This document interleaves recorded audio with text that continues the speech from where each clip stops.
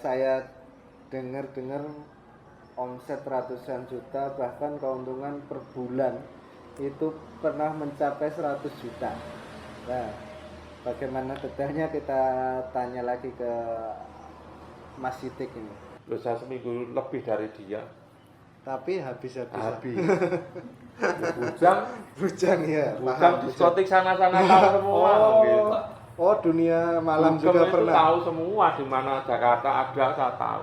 Oh iya. Mau iya. di Medika sana dekat Indosiar, mau di Cikarang sana, mau di Cibitung, mau di mana tahu. Artinya masih ada 109 juta penghasilan bersih beliau di Per bulan. Kalau ada teman-teman yang wira swasta mau belajar, mau usaha atau mau bikin seperti ini atau usaha lainnya, bisa nggak belajar kan jenengan? Bisa. Terbuka ya Dengan untuk sangat teman. terbuka. Saya justru malah senang anak muda yang pengen berwirausaha itu senang. Oh iya. Jangan jadi pekerja, jadilah pengusaha. Jadilah pengusaha ya. Pekerja itu prinsip orang. Iya. Kalau Anda jadi pekerja baik, katakanlah PT itu levelnya internasional, ya gajimu itu standar. Segala sesuatunya kalau kita tekuni akan membuahkan hasil.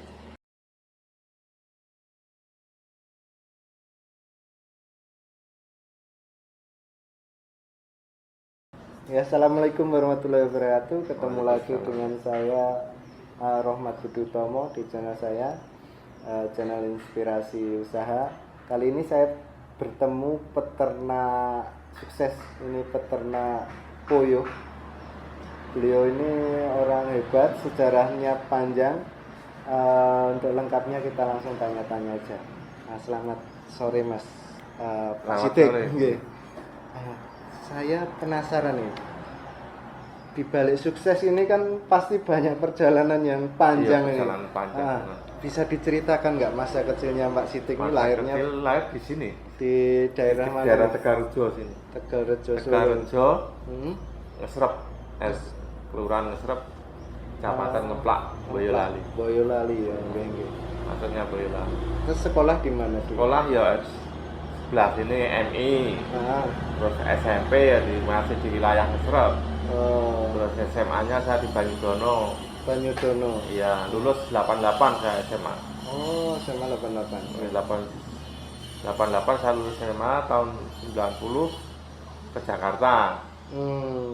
Merantau, ceritanya ngadu nasib lah. Terus sampai Jakarta kerja apa nih? Kerja apa itu? Yo serabutan, kuli proyek. Mau di proyek Hotel Regent itu kan sama aja kuli proyek. Apapun jabatannya ya kuli proyek. Kuli proyek 2 tahun. Terus 92 saya pindah ikut paman saya di Pasar Induk. Rencana pengen belajar dagang beras. Oh, di Pasar Induk Pasar Induk Kramat Jati itu ya bukan Cipinang. Oh, Pasar Induk Kalau beras Kramat Cipinang Jati itu sayur sama buah. Kalau Pasar Induk Cipinang itu beras, khusus beras. Oh iya. Jadi isinya pasar beras tuh. Pengen belajar. Kan saya ngelihat kesuksesan paman saya. Saya punya paman di situ 2. Jadi pedagang sukses semua. Tahun itu 92 itu paman saya udah punya truk 6, Fuso tronton, mobil kecilnya 315. Saya kepan buat paman saya sukses. Saya ingin mencoba, ternyata nggak berbakat jadi pedagang. Akhirnya ya cukup dikasih tugas cuman nganterin dagangan, pembeli beli, nganterin ke pelanggan gitu. Oh, jadi kuli lagi. Terus setelah itu beras. Setelah jadi pasar beras, bosen terus nganggur dari situ cari kerjaan lain di Kolombia, PT Kolombia. Finance, kredit barang Kredit mebel elektronik itu loh. Oh iya.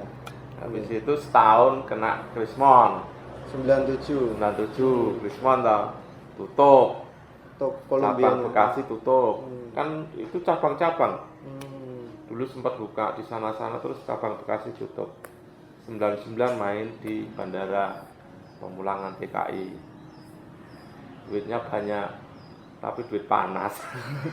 Pak Nasir gimana itu? Ya kan setengah maksa minta tipnya. Oh itu nyater sateran-sateran ya. Iya. Katakanlah masa nggak dikasih uang tip ya, uang ongkosnya ada kan, tapi kita minta uang tipnya setengah maksa gitu. Nggak berkah lah istilahnya. Saya berhenti setahun itu. Terus saya nganggur, ada orang nawarin ikut jadi supir pribadi ya pernah di Anak Jenderal itu waktu itu, Pak Perkasa Kusdaryanto. Terus habis itu setahun saya belajar dari Pak Kusdaryanto itu pemikiran. Siapa itu Pak Kusdaryanto? Perkasa Kusdaryanto itu bos saya. Saya kan nyupir pribadi ke dia. Oh iya. Dia wawasannya luas. Saya belajar banyaknya dari situ. Terus saya pindah itu ikut orang Bukit Tinggi. Dia collab bisnisnya. Saya dikasihkan ke temennya. Dikasihkan ke temennya sampai 2006. Sopir pribadi lagi. Sopir pribadi lagi. Tugasmu jagain anak saya, anak perempuan yang paling gede. Enak bener ini. Cuma jagain anaknya, main ke diskotek ya suruh jagain. Oh, nganter kemana aja? Nah, kemana dia mau pergi? Ke sekolah saya antar sekolah. Dia malam minggu mau clubbing ya saya anterin. Jam 12 harus pulang. Jadi anaknya saya bilang, Mbak, ini hampir jam 12 pulang. Ya pulang. Itu kan rombongannya Marsanda itu satu sekolah sama dia. Oh, artis-artis. Ini anak-anak geng Menteng lah istilahnya. Oh, iya. Nongkrong ke sono, ke PIM, kemana, ke Dharma Wangsa, mau ke Kemang, terserah. Tapi jam 12 pulang. Sampai tahun berapa nih, Bang? Di situ tuh 4 tahun kalau sampai 2006. 2004, 2003, 2006. Dari SMP sampai SMA. Dia kelas 3 SMP sampai kelas 3 SMA mau lulus. Udah hampir 4 tahun jadi sopirnya itu, Kemang itu. Iya. Setelah itu pulang kampung. Saya di situ kan, kenapa keluar tuh jadi sopir? Gajinya atau? Bukan masalah gaji, dia orangnya untuk memutuskan pulang kampungnya. Karena saya sudah stres di Jakarta. Saat kondisi hujan, macet kan parah. Kalau begini saya tua di jalan. Iya, Jakarta. Tua di jalan. Iya. Saya butuh waktu sini ke Colomadu lah. Itu 1 jam nggak cukup kok. Sini ke Colomadu itu kalau kondisi hujan sore waktu jam pulang kerja, 1 jam nggak cukup. Padahal berapa kilo kira-kira? Cuma hanya berapa kilo? Nggak ada 5 kilo tuh. Iya. 5 kilo sejam. 5 kilo kurang Jakarta itu 1 jam nggak cukup. Kan bikin stres itu. Terus akhirnya lebaran, kebetulan lebaran saya pulang. Ketemu adik saya. Waktu itu udah nikah nih, Kok? Belum. Ketemu adik saya, lah itu yang memotivasi adik saya. Pak D, kalau di Jakarta nggak berkembang, mending pulang kampung. Itu toh. Nah terus aku pulang kampung mau ngapain? Ternak puyuh Pak D. Prospeknya gimana? Saya tanya gitu. Gini. Oh iya, sebulan lagi saya pulang kampung. Saya tak balik lagi ke Jakarta pamitan. Saya kan harus punya etika. Di 2007 nih, Kok? Desember 2006. Desember 2006. Jadi seminggu kemudian tahun baru, seminggu atau 2 minggu tahun baru 2007. Iya. Saya balik lagi Jakarta, saya bilang ke bos saya, langsung bilang waktu itu, Pak, sebulan lagi saya mau pulang. Saya kasih ke situ, karena saya balik lagi, nanti Bapak cari pengganti saya, atau saya carikan. Ya Pak Marlis kan bos saya itu, Pak Marlis Rostam. Kalau Pak Siti keluar saya nggak mau cari ganti. Dia langsung jawab gitu. Karena udah cocok. Udah cocok. Saya tuh ikut dia karena saya punya yang saya inginkan itu perusahaan dia. Dia bilang, Pak Sidik nanti tak masukin ke perusahaan saya. Dia kepala cabang Jakarta. Ibunya nggak boleh. Ibunya udah cocok sama saya. Di situ karena dia gajinya dolar, perusahaan dia tuh gajinya dolar. Makanya saya tertarik. Wah, cocok ini. Krismon gaji 15.000 toh. per dolarnya. Dolar 15 ya, naik Wah. berkali lipat itu dari 2-3 ribu. Iya, udah begitu yang diharapkan, saya harapkan udah nggak bisa, saya udah nggak putus, patah semangat. Akhirnya pulang kampung kok adik saya nawarin itu, ya udah. Poyo ini ya. Ya puyo aja. Prospeknya gimana? Seperti ini. Oh iya, bulan lagi saya pulang, aku tak balik lagi dulu Jakarta pamitan. Mas, sebulan lagi saya pulang sana bicara, bapak tak kadarkan ganti atau bapak cari sendiri. Dia bilang kalau bapak mau berhenti saya nggak akan cari ganti Pak Sidik. Kita nggak mau. Akhirnya pulang bulan apa nih? Januari berarti. Desember itu pulang. Desember 2006. Langsung buka Poyo nih ini. Desember saya pulang tuh hanya bawa motor smash Dari Jakarta. Sama duit cuman ya katakanlah 2 jutaan. Berarti kerja sekian lama itu Nggak punya ada tabungan. Bujangan. bujangan. Tahun 99 orang kerja di pabrik itu gaji 500 ya, kawasan industri di Karang. Itu seminggu nggak sampai saya dapat kok.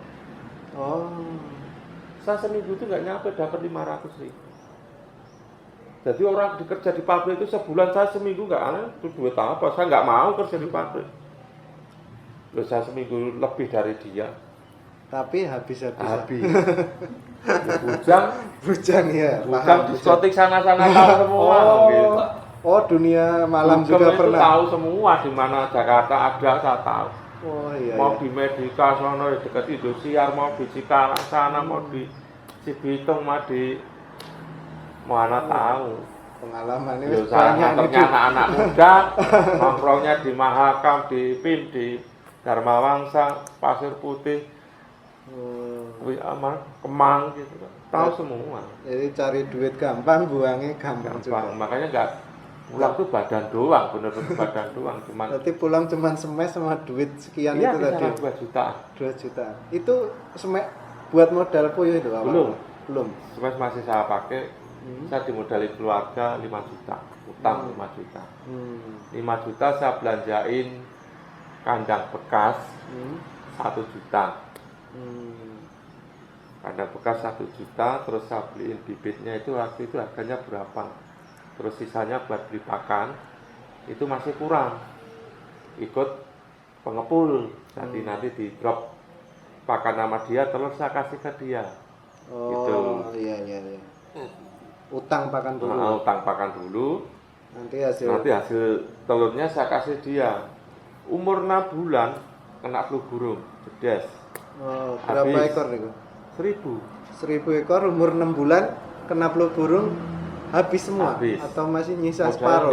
Modal udah nggak ada. Saya punya motor smash, tak jual 5 juta. Modal lagi 1000 ekor. 6 bulan kemudian, 6 atau 7 bulan lah, tapi udah nggak main lah. Kena flu burung lagi. Kena flu burung. Habis lagi. Adik saya itu ngetawain saya, haha, jadi pengangguran lagi. Buat saya emosi, tapi itu justru pemicu saya. Masa saya harus mundur misalnya. Kepikiran nyerah ya, habis-habisan. Waktu itu mau nyerah, mau balik lagi ke Jakarta. Begitu adik saya ngomong seperti itu, saya timbul semangat, tertantang. Timbul semangat. Nanti yang berhasil kamu atau saya. Tak gituin adik saya. Nanti yang berhasil kamu atau saya. Dia hancur. Tanahnya bagiannya itu dijual. Nah, saya berkembang. Sampai segini. Jadi 2 kali pertama mulai itu 2 kali mencoba gagal terus. Ketiga baru bisa hidup sampai akhir. Tapi udah mulai untung nih. Udah. Kalau bisa akhir itu berarti udah untung. Udah bisa untung ya, walaupun piara sedikit ya untungnya sedikit. Iya. Terus mulai awal tuh beli bibitnya di mana? Jualnya di mana? Tetangga. Tetangga udah ada yang. Awalnya saya piara konsumsi, Mas. Telur puyuh konsumsi. 1000 itu puyuh konsumsi. Sampai 2000-an lah. 2000-3000 ekor puyuh konsumsi. Kakak saya itu ini ada modal 16 juta, kamu biara indukan. Saya bilang, aku nggak butuh modalmu. Saya kalau belum bisa piara konsumsi berkualitas, saya belum akan naik ke level indukan. Saya kan seperti itu. Oh iya, jadi awal konsumsi terus Konsumsi berapa itu, lama itu? kurang lebih sampai 3 periode, 4 periode, 4 tahunan. 4 tahun. Begitu saya udah piara konsumsi, saya udah bisa menghasilkan daya telur produktivitasnya sampai 90%, angka kematiannya kecil, berarti kan saya udah bisa piara konsumsi ini. Nah itu baru tahap berikutnya saya belajar penetasan. Jadi pelihara indukan. Jadi belajar piara indukan. Sini nih kamar nih sejarah. Oh ini ruang ini. Ini saya taruh mesin bekas. Mesin Jadi, penetas nih. Mesin penetasnya beli bekas. Bekas lagi. Bekas, Pertama ya. kandang bekas. Iya. Kedua mesin juga bekas. Orang harus bersusah payah dulu. Apapun masalahnya jangan dijadikan kendala. Kekurangan itu nggak boleh dijadikan kendala kalau pengen sukses. Kan gitu. Iya. Apapun bekas, saya belajar semalam nggak tidur. Ngecek. Sampai saya pelototin termometer. Oh, sekian derajat mati lampunya. Sekian derajat. Saya mainnya kan ke Gramedia Slamet Riyadi. Nyari buku. Cari di toko buku. Belajarnya itu. Berarti otodidak, nggak ada pelat guru. Nggak ada, saya belajar sendiri. Belajar saya Gramedia Slamet Riyadi itu, beli buku ini, oh ini nggak masuk, beli buku lagi, beli buku. Jadi netesin pertama nggak langsung berhasil? Ya enggak. Tetap terus begitu sampai saya bisa netes hampir 90%. Orang bingung, kamu bisa. Orang senior itu nggak ada yang ngalahin saya. Dan tetap. Kamu balikin ke pira, ping loro, 2 kali ya. Lah aku 3 kali netesnya nggak kayak kamu. Nah, itu rahasianya. Justru buku yang itu loh, saya cari sekarang di mana gitu. Paling benar-benar petunjuk nilai hebat itu ya buku itu. Dari buku ini. Dari buku itu saya belajar sendiri. Jadi pencahayaan kandang itu seberapa jam, pakannya, konversi pakannya berapa gram, itu penetasan suhu hari 0, nomor 0 hari sampai sekian itu berapa derajat, semuanya dari situ belajar sendiri. Iya. Terus ini penetasan pakai listrik ya? Pakai listrik. Listriknya dulu awalnya langsung gede gini atau? 22.000. Bukan 2.200. 2.200. Oh, mesinnya cuma berapa? Meteran cuma 1. Nambah lagi tambah meteran. Nambah lagi tambah meteran. Kita masuk ke hal-hal menariknya ya. Saya dengar omset ratusan juta, bahkan keuntungan per bulan itu pernah mencapai 100 juta. Nah, bagaimana detailnya kita tanya lagi ke Mas Sidik ini. Ada kesulitan nggak sih bikin penetasan tuh awalnya, dan kelebihannya apa aja dibanding teman-teman penetas lain? Ketelitian. Ketelitian seorang penetas. Di sini banyak penetas, tapi penetas berkualitas jarang, tidak banyak. Ada kesulitan? Kalau penetas banyak, tapi yang penetas berkualitas tidak banyak. Gimana biar berkualitas tuh? Pernah ada kesulitan apa sampai nemu formula khusus? Ya kita jeli ngelihat kondisi mesin. Kalau saya kan selalu saya analisa. Kenapa ini netesan jelek? Buka buku lagi. Sampai apa di luar kepala akhirnya. Oh, sampai tangan saya itu kata teman saya, tanganmu kayak termometer. Orangnya masih hidup tuh yang bilang seperti itu. Jadi telur saya pegang. Oh, ini 38 sekian kurang sedikit. Akhirnya dicek pakai termometer sama dia. Kurangnya 0,2. Sampai segitunya ya. Indra perasanya di kulit aja udah tahu ya. 38,7 atau 38. Di situ tertulis 38,6. Iya, iya. Tanganmu kayak termometer, Mas. Dia yang ngomong, bukan saya. Itu karena kita pakai perasaan tinggi. Kita pegang telurnya. Umur sekian hari harus kita kurangi lagi. Umur sekian hari harus jeli. Kalau dia penetas hanya masukin telurnya lain ya bubar, enggak jadi. Iya, iya, iya.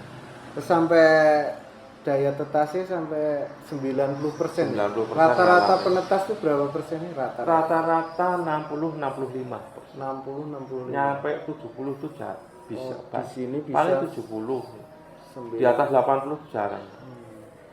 Sekarang jumlah ayam puyuh indukannya itu berapa sih total? Saya sekarang indukan kisaran 7.000.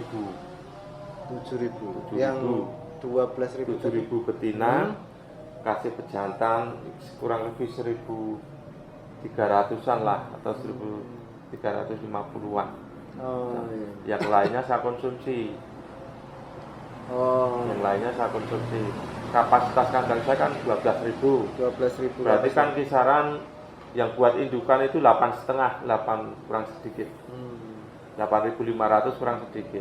Oh iya, iya. Terus sisanya jantan. Sisanya itu udah sama pejantannya. 8,5, 8.500 itu nggak nyampe, itu sudah sama pejantannya. Terus dari sekian puyuh Kita ambil contoh 8.500 lah per minggu. Bisa ngasihin. 8.500 indukan itu udah pejantan betina. Saya bisa menghasilkan bibit puyuh per minggu 15.000 ekor. 15.000 ekor. Berarti per bulan 60.000 ya. Dari 15.000 ekor per minggu itu harga tertinggi yang pernah dialami. Harga tertinggi kemarin 23 2.300 per ekor. 2.300 per ekor kali 15.000 ekor dalam satu minggu. 34 juta. Kali sebulan. 138 juta. Itu piara segitu. Kemarin saya piara 11,5 sama konsumsi. Itu hanya dari indukannya aja. Dari bibit ya, jual bibitnya. Jual bibit, ada jual telurnya. Jual telur itu kurang lebih seminggu 25 apa itu? Dus. Pakai dus itu loh. 25 dus, satu dus itu 190.000. 190.000 kali 25 dus ya. 4.700.000 seminggu. Berarti sebulan 20 juta. 140 tambah 20, 160 juta. 160 juta ini omset sebulan. Kira-kira operasionalnya per minggu saya pakan kemarin 38 sak itu cuman habis 11,5. 11.500.000 per minggu. Ya.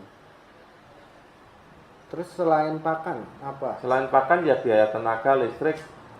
Katakanlah 5 sampai 6 juta. 6 juta. Itu sudah tinggi. Saya bikin tinggi. 6 juta sebulan. Gitu. 160 juta omset di harga tertinggi burung puyuh. Dia ada dua pemasukan ya, dari bibit sama telur. Telur buat konsumsi puyuh. Bibitnya itu di harga tertinggi 23.000 kali 60.000. 2.300 dikali 60.000 ekor ditambah telurnya, omsetnya sampai 160 juta. Kita hitung tadi pengeluaran atau operasional sebulan itu cuma 51 juta. Artinya masih ada 109 juta penghasilan bersih beliau di per bulan ya, di harga tertinggi. Segitu tuh berjalan 5 sampai 8 bulan lah, udah menguntungkan. Jadi kita hitungannya bukan tiap bulan harus menghasilkan segitu, enggak. Jadi masa produksinya kan nanti saat umur 3 bulan sampai dia umur 10 bulan, itu kan masa produktif banget. Berarti kan ada waktu kisaran 7 bulanan kita masa penetasan. Dengan harga segitu, itu udah kita hitungannya per tahun aja lah. Iya. Per tahun hitungannya berapa itu sendiri. Ini hitungan yang harga tertinggi nih. Bahasa Jawanya saelek-eleke, harga terendah atau terburuk itu impas atau masih untung nih? Di Masih harga untung. paling buruk pripun hitungannya? Harga terendah untuk kondisi saat ini. Ini saat ini terburuk. terendah. Terburuk. Kondisi terburuk. Kondisi bisa saya katakan kondisi terburuk karena pakannya sekarang Tinggi. harga pakannya naik, harga puyuh jatuh, harga telur jatuh. Telur juga jatuh. Karena kan orang nggak bisa jual, kondisi banjir, orang akhirnya telur menumpuk, harga jatuh. Kalau harga Saat harga jatuh, sekarang harga saat sekarang ya 11-12 ribu 1100 sampai 1200 per ekor. per ekor, Separuhnya ya. paruhnya. Tapi coba kita Coba kalkulasi. dihitung 1100 per ekor kali 15.000 per minggu. 16 juta kali sebulan ya. 66 juta harga terendah. Harga terendah itu Sama telurnya berapa itu? 30 dus. Telurnya seminggu itu. Nah, Seminggu 30 dus. 30 dus sekarang Kali harga 100. 185. Harga sekarang 185.000 185.000 per kardus itu. Iya. 5.500.000 ya kali sebulan. 22 juta tambah 66. Yang tadi telurnya 22 juta, puyuhnya 66 juta. Masih harga paling sepi, omset paling sepi, Paling rendah. paling rendah untuk saat ini justru paling sepi itu aja 88 juta. Kalau operasional sama ya? Operasionalnya sekarang saya habis 40 sak. 40 sak, 40 sak kali 345 345. ribu per sak. Itu sebulan, Seminggu. seminggu. Operasionalnya 40. karena pakan naik, harga pakan sebulan habis 55 juta sebulan. Ini seminggu mas. Udah. Udah dikalikan pakan. Terus Iya, operasional biaya lain operasional 6 ya juta kisaran lebih. 5-6 juta. Tambah tenaga kerja sama Listrik. listrik 6 juta, 61 juta. Omset 88, operasional 61 juta. Beliau masih untung di saat paling krisis pun 27 juta. Luar biasa nih. Manajer di Solo nggak nyampe. Nggak nyampe sama kan jadi manajer nggak mau. Nggak mau jadi manajer ya, apalagi UMR ya. Apalagi UMR, saya gaji karyawan mau. Di sini karyawannya berapa nih? Kita ngelatih anak kecil, anak sekolah. Kamu harus belajar kerja. Karena saya tugas ngambilin telur. Sore pulang sekolah, tiap minggu dikasih uang jajan. Oh, cuman satu orang berarti. Yang nata ini pulang kerja dari sana nganggur di rumah, ibu-ibu nganggur di rumah, suruh bantu nata kasih. Oh gitu, Jadi kita enggak, katakanlah saya punya tenaga UMR dikasih Boyolali berapa, katakanlah 2 juta. 2 juta gitu. Saya punya tenaga 2, saya bayar 2 jutaan per orang. Saya masuk. Dibayar sesuai UMR pun masih Untung, saya nggak usah kerja. Hari ini sementara saya kerja. Iya. Saya kemarin nggak kerja, Pak. Tahun kemarin saya tuh nggak kerja. Bangun tidur, makan, mandi, makan di luar. Kerjaan saya begitu, waktu bujang itu begitu. Waktu bujang malah saya nggak pernah kerja. Saya serahin ke orang. Saya masuk kandang kontrol. Oh ini nggak benar. Oh ini udah bagus. Lihat kerjaan dia doang. Oh ya, berarti udah autopilot ya, ditinggal bisa jalan sendiri Bisa ya. jalan sendiri. Oh iya. Waktu bagus. itu saya gaji dia 1.600.000. Cuman 1.600.000. Kan puyuhnya belum sebanyak ini. Oh iya waktu itu. Cuman baru 5 ribuan. Iya. Puyuh 5.000 itu saya gaji karena 1.600.000. Tiap minggu saya kasih uang jajan 100 lah. Tiap minggu. Wah, Minim-minimnya 50. Saya kasih uang buat jajan. Gaji ilmunya pokoknya 1.600.000. Uang jajannya paling enggak 50 sampai 100 Oh iya. tiap minggu. Tiap minggu masih ada tambahan Padahal lagi. saya hanya biara nggak nyampe 6.000, 5.000 sekian. Itu aja udah kayak gitu ya. bayarnya bisa. Itu saya udah nggak lepas, udah nggak ikut kerja. Kalau nurut hitung-hitungannya gaji berapapun siap ini. Terendah aja 27 juta sampai 109 juta di keuntungan tertinggi. Padahal tertinggi itu selama 7 bulan loh. Krisis itu hanya berapa bulan tuh? Dalam setahun. Ya paling kisaran 3 bulan. 3 bulan. 3 bulan nanti udah mulai naik lagi. Iya. Kita ambil simpelnya lah. Kalau seorang peternak itu yang penting kita tuh modal kembali. Katakanlah kalau saya seorang penetas, dalam tempo saya menetaskan 3 bulan dengan harga standar normal, 3 bulan itu saya modal kembali. Modal kembali. Udah BEP ya, balik modal. Udah balik modal. Katakanlah kemarin saya modal 150 juta. 3 bulan uang 150 juta saya kembali. Selebihnya keuntungan semua sampai akhir. Sampai akhir. Berarti kan saya masih punya sisa waktu, katakanlah pemeliharaan dari 0 hari sampai 3 bulan produksi, berarti kan 2 bulan sama 3 bulan 5 bulan. Saya masih untung waktu 7 bulan keuntungan saya. Iya. Wah, luar biasa ini. Jadi 7 bulan itu menikmati keuntungan doang. Katakanlah seminggu mau 10 juta, mau seminggu dapat 15 juta, udah serahkan sama yang kuasa. Mau keuntungan nggak usah ditarget. Dikasih lebih ya syukur.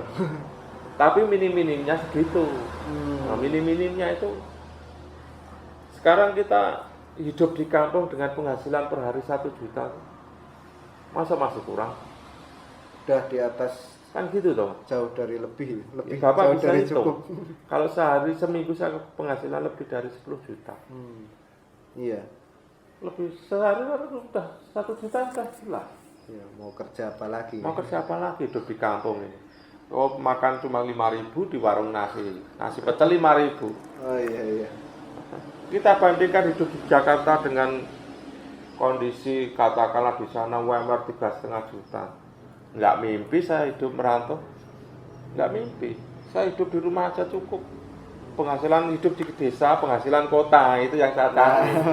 Hidup saya di desa, penghasilan kota. Biaya hidup desa, kondisi lingkungan desa, tapi penghasilan kota. Kayak kota. Wah, itu banyak orang pengen nih. Kan kalau kita lihat dari yang kita bicarakan tadi kan seperti itu. Iya. Saya dulu di Jakarta 16 tahun nggak bisa beli apa-apa.